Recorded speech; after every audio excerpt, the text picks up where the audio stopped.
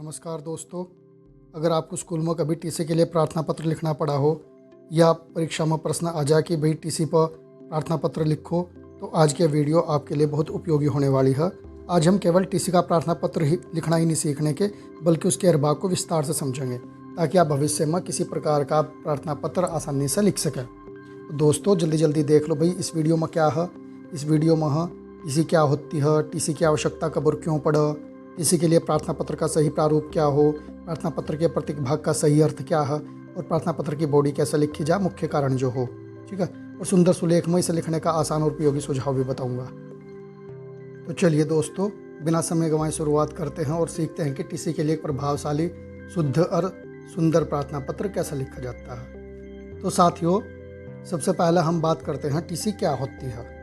तो भाई टीसी का पूरा नाम हो ट्रांसफ़र सर्टिफिकेट, यानी स्थानांतरण प्रमाण पत्र। जब कोई विद्यार्थी एक विद्यालय छोड़कर दूसरे विद्यालय में प्रवेश लेना चाहता है, तब पुराने विद्यालय से टीसी प्राप्त करनी होती है नए विद्यालय में प्रवेश करने के लिए।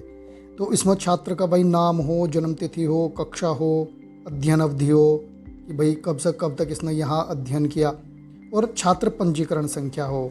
ये मुख्य हो कि छात्र पंजीकरण संख्या की भाई वो छात्र का यूनिक नंबर हो। तो इसमें यह भी मेंशन हो कि भाई छात्र का पंजीकरण संख्या इस अध्ययन अवधि के दौरान कितना, और ये यूनिक हो। ये किसी भी हर एक विद्यार्थी का यूनिक होगा, किसी भी स्कूल में, किसी भी विद्यालय में। और भाई इसमें चरित्र के बारे में भी लिखा जा सके कि भाई चरित्र अच्छा है, ये भी हो सका, और भाई विद्यालय छोड़ने का कारण आदि का उल्लेख रहता है। तो अब हम बात करेंगे, ठीक है, कि टीसी के प्रमुख कारण क्या हों।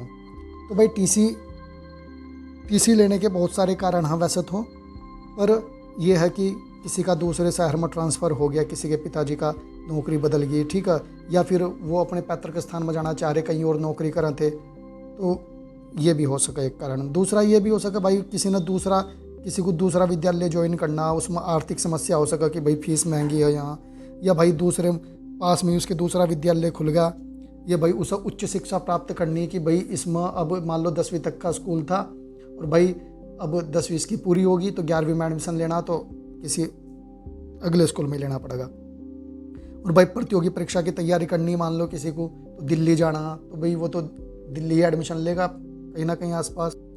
और इसमें भाई विद्यालय की दूरी अधिक भी होने का एक कारण हो सका कि भाई विद्यालय की दूरी अधिक है ना, पर और छात्रावास में प्रवेश लेने का कारण हो सका कि भाई जहाँ छात्रावास हो या जिस विद्यालय में छात्रावास हो तो वहीं एडमिशन लेना है, और इस विद्यालय में छात्रावास की सुविधा नहीं है। स्वास्थ्य संबंधी कारण भी हो सका, अन्य व्यक्तिगत कारण भी हो सका। इसमें मुख्य बात यह है कि भाई कारण वास्तविक सा हो, झुट्टा ना हो, क्योंकि कोई छुट्टी के लिए प्रार्थना पत्र तो लिखा नहीं जा रहा कि कारण झुट्टा लिख दोगे, ठीक है। इसमें ये कारण सही होना चाहिए, है ना, झुट्टा कारण इसमें कभी नहीं लिखना चाहिए। अब भाई देखेंगे हम कि इसके प्रत्येक भाग की व्याख्या। तो सबसे पहला आवा सेवा में इसका मतलब है कि भाई जिस अधिकारी को पत्र भेजा जा रहा है उसके बारे में है, यानी यह हमेशा सबसे ऊपर लिखा जाता है, और भाई इसके बाद अल्प विराम यानी कोमा जरूर लगेगा, ये बात ध्यान रखना, ठीक है। फिर इसके बाद है श्रीमान प्रधानाचार्य महोदय, क्योंकि प्रधानाचार्य को लिखी जा रही है, जो प्रधान आचार्य हैं, क्योंकि जो कॉलेज के, जो विद्यालय के सबसे मुख्य व्यक्ति हैं उन्हें लिखा जाएगा ये। तो यहाँ ये मुख्य व्यक्ति हैं, इसलिए श्रीमान प्रधानाचार्य महोदय लिखा गया, ठीक है। सबसे पहले उन्हीं को संबोधित किया जाता है। तो फिर इसके बाद विद्यालय का नाम, यहाँ अपने विद्यालय का नाम लिखेंगे, और भाई एक ध्यान रखना कि विद्यालय का पूरा नाम स्थान सहित लिखना चाहिए, ठीक है। इसके बाद मुख्य चीज़ है विषय देखो केवल एक पंक्ति में लिखा जाता है ये, इसमें ज़्यादा विस्तार करने की ज़रूरत नहीं होती।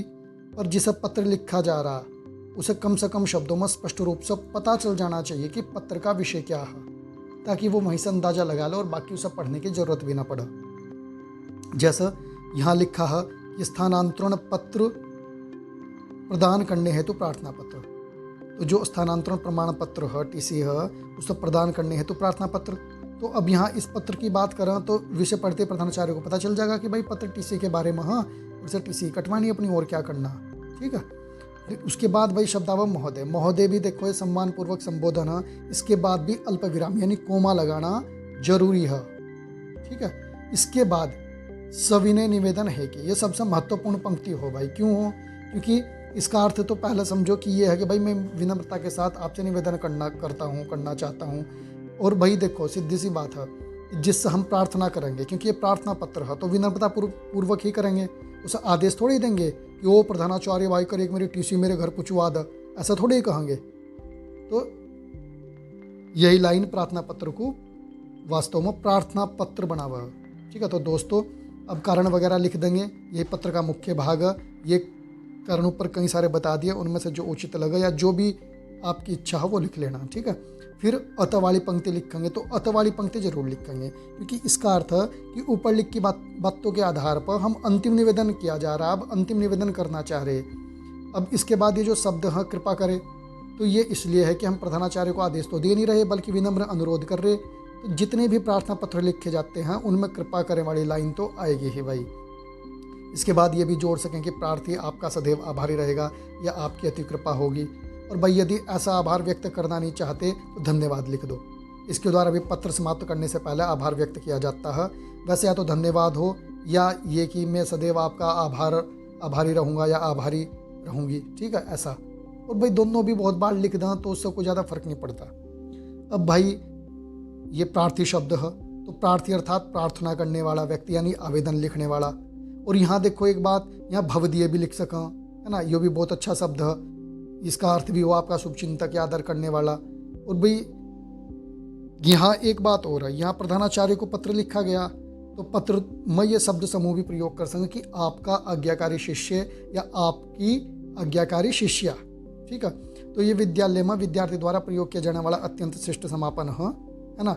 यदि एक बात और भाई, यदि कोई अभिभावक आवेदन लिख रहा हो तो इसकी जगह भवदीय प्रार्थी लिखना अधिक उपयुक्त होता है। ठीक है, तो अब देखो ये तो हो गया पूरा लिखना। अब इसके बाद हम सुलेख के टिप्स देखेंगे। तो सुलेख में क्या है भाई, शीर्षक थोड़ा बड़ा सा लिखो, है ना, जैसे ये एप्लीकेशन में लिखा हुआ। सभी पंक्तियाँ सीधी रखो, प्रत्येक पंक्ति बराबर दूरी पर हो, चाहे पहला पन्ना मोड़ सा लो।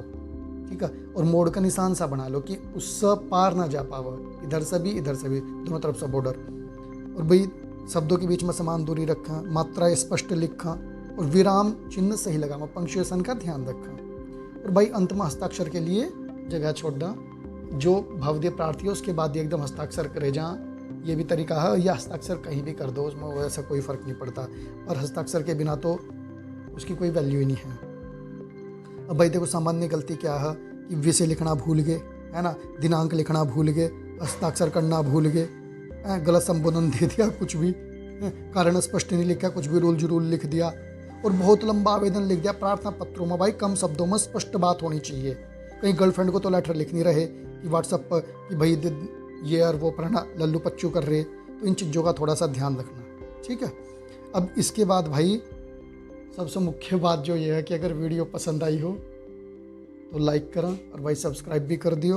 और भाई अगला पत्र किस विषय पर हो ये मुझे बता दियो, है ना। अगर भाई कुछ लोग देखेंगे तभी तो बता पाएंगे।